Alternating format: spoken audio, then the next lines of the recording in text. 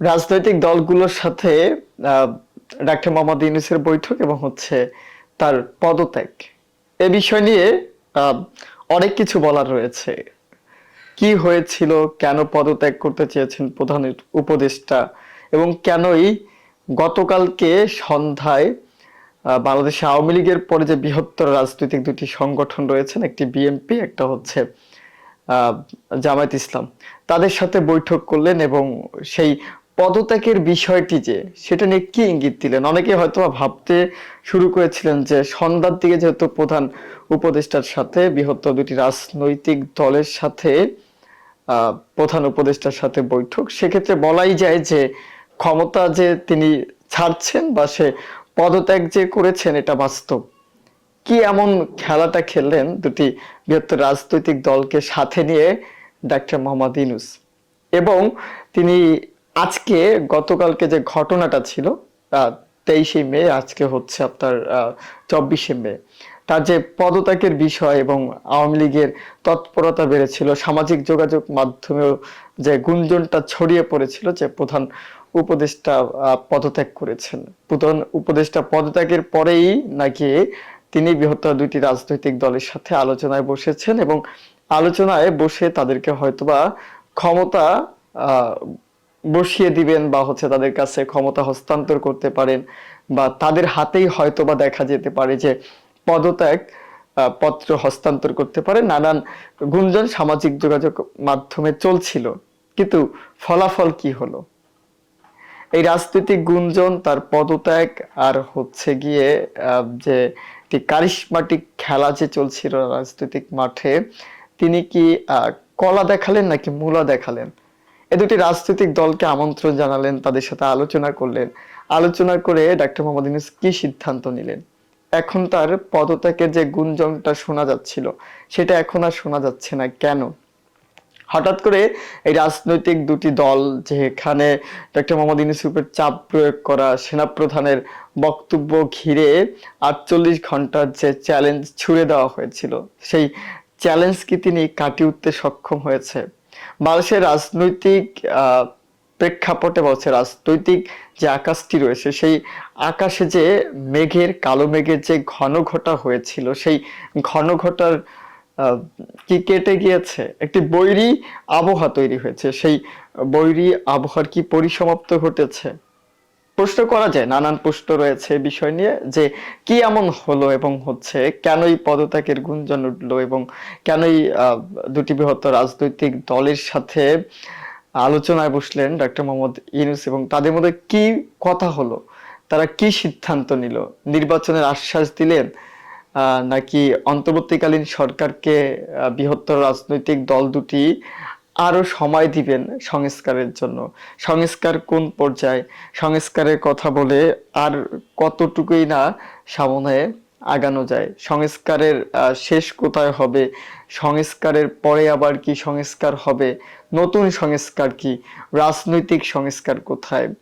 বিভিন্ন সংস্কারে নিয়ে যখন প্রশ্ন উঠে, তখনই সর্বপ্রথম একটি সমাধানে কি ডাক্তার মোহাম্মদ ইউনূস মনে করেছেন যে একটি কাজ করলেই এই সমস্যাগুলোর সমাধান হবে, এবং রাজনৈতিক দলগুলো যে চাপ, সেই চাপ থেকে ক্রমশই একটু হলেও মুক্তি পাওয়া সম্ভব হবে। এজন্য কি সে পরিকল্পিতভাবে একটি গুঞ্জন ছড়িয়েছেন, বা পরিকল্পিতভাবেই কি ধোঁকা দিলেন রাজনৈতিক দলগুলোকে? বিশেষ করে বাংলাদেশের বৃহত্তর যে রাজনৈতিক দল দুটি রয়েছে আওয়ামী লীগের পরে, বিএনপি আর জামাত, এই জামাত আর বিএনপি কে ডাক্তার মোহাম্মদ ইউনূস কোন ধোঁকাটাই না দিলেন? যখন তিনি পদত্যাগের গুঞ্জন সামাজিক যোগাযোগ মাধ্যমে সয়লাব, প্রধান সেনাপ্রধানের বক্তব্য এবং কেয়ারটেকার গভর্নমেন্ট হওয়ার যেখানে সম্ভাবনা ছিল, এই নানান বিষয় নিয়ে যখন কথা হয়েছিল, ঠিক তখনই তিনি গুঞ্জনটি যেটা শোনালেন, চাপ, রাজনৈতিক চাপ, ভুলভাল কিছু উপদেষ্টার বক্তব্য জানিয়ে তীব্র সমালোচনা চলছে এবং ক্ষমতা যায় যায় অবস্থা। একটা কথা তো আপনারা জানেন যে, ছেড়ে দে মা কেঁদে মরি, বলছে ছেড়ে দে মা কেঁদে বাঁচি, ঠিক এরকমই ঘটনাগুলো ঘটেছে 48 ঘন্টা ধরে। সেই 48 ঘন্টার যে একটি গেম, সেই গেমের যে ধারা, সেই ধারাই ডক্টর মোহাম্মদ ইউনূস পরিবর্তন করে দিলেন। তিনি আহ সবাইকেই বললেন সে পদত্যাগ করছেন। সামাজিক যোগাযোগ মাধ্যম যখন সয়লাভ পদত্যাগের বার্তায়, তখন বৃহত্তর রাজনৈতিক দুটি দল কি লোভের কারণে গেলেন? বা এই বৃহত্তর দুটি রাজনৈতিক দলের সাথে প্রধান উপদেষ্টা যখন জরুরি মিটিং করতে বা আলোচনায় বসবেন, তখন এরা কেন গেলেন? বিশেষ করে বিএনপি কেন গেলেন? এবং অন্যান্য যে রাজনৈতিক দলগুলো রয়েছে তাদেরকে বাদ দিয়ে কেন এই দুটি রাজনৈতিক দলকে সবচেয়ে বেশি গুরুত্ব দিলেন ডক্টর মোহাম্মদ ইউনূস? আমরা তো অনেকেই বলি যে ডক্টর মোহাম্মদ ইউনূসের পছন্দ পাত্র বা পছন্দের রাজনৈতিক দলটি হচ্ছে জাতীয় নাগরিক পার্টি।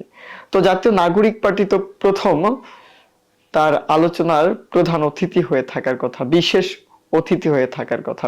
সেই রাজনৈতিক দলটিকে না রেখে তিনি বাংলাদেশের আওয়ামী লীগের পর যে বৃহত্তর দুটি রাজনৈতিক সংগঠন জামাত আর বিএনপি, তাদেরকেই কেন আলোচনায় ডাকলেন? এবং তাদের সাথে সন্ধ্যায় তার পদত্যাগের যে বাণী সারা দিন রাত 24 ঘন্টা ঘুরে বেড়ালো, আলোচনা হলো, সমালোচনা হলো, সেই মুহূর্তে মৃত্যু শয্যায় কেন এই দুটি রাজনৈতিক দলের সাথে গুরুত্বপূর্ণ আলোচনায় বসলেন এবং কি আলোচনা করলেন? এবং তিনি আবার প্রাণও ফিরে পেলেন, মৃত্যু শয্যা থেকে বেঁচে গেলেন। এর কারণ কি? কি আশ্বাস দিলেন? নাকি এই রাজনৈতিক দল দুটোকেও ধোঁকা দিলেন? তো অনেকেই বলে যে ডাক্তার মোহাম্মদ ইউনূস আসলে রাজনীতিবিদ হিসেবে পাকাপোক্ত নয়, একটু কোণঠাসা টাইপের মানুষ, তাকে কে সাহায্য করবে? না আছে তার রাজনৈতিক সংগঠন, না আছি এটা অন্তর্বর্তীকালীন সরকার, এটার সাপোর্ট কি, এটার ভিত্তি কি? এটার না করছে প্রশাসন সাহায্য, না করছে আইন শৃঙ্খলা রক্ষাকারী বাহিনী সাহায্য, না করছে কোনো রাজনৈতিক দল সাহায্য। সেক্ষেত্রে এ ব্যক্তি আর কতদিন টিকে থাকতে পারবে? হয়তোবা গতকালকের এবং 48 ঘন্টার চ্যালেঞ্জের মুখে যে ডাক্তার মোহাম্মদ ইউনূস পড়েছেন এবং তিনি যে টিকে থেকেছেন, এখন হয়তোবা রাজনৈতিক দলগুলো বুঝতে পারবে কিছু হলেও যে আসলেই ডাক্তার মোহাম্মদ ইউনূস রাজনীতিতে টিকে থাকার মতো মানুষ। যে কোনো বৈরী আবহাওয়াকে তিনি অনায়াসেই সহনীয় করে নিতে পারে এবং সহনশীলতা রয়েছে তার মধ্যে, তার মধ্যে ধৈর্য রয়েছে, সক্ষমতা রয়েছে, টিকে থাকার শক্তি রয়েছে। যে টিকে থাকার শক্তি দিয়েই দুটি রাজনৈতিক দলকে গুরুত্ব দিয়ে তাদের সাথে আলোচনা করে তার ক্ষমতাকে আরো বেশি পাকাপোক্ত করলেন এবং এই রাজনৈতিক দল দুটিকে কি দিলেন? ভোটের আশ্বাস দিলেন, না ভোটের সম্ভাব্য তারিখ দিলেন? তাদের মধ্যে কি আলোচনা হলো? এই 48 ঘন্টা এবং ডক্টর মোহাম্মদ ইউনূসের পদত্যাগ আর বৃহত্তর রাজনৈতিক দল দুটির মধ্যে ডক্টর মোহাম্মদ ইউনূসের আলোচনা, ফলাফল কি কাজকলা?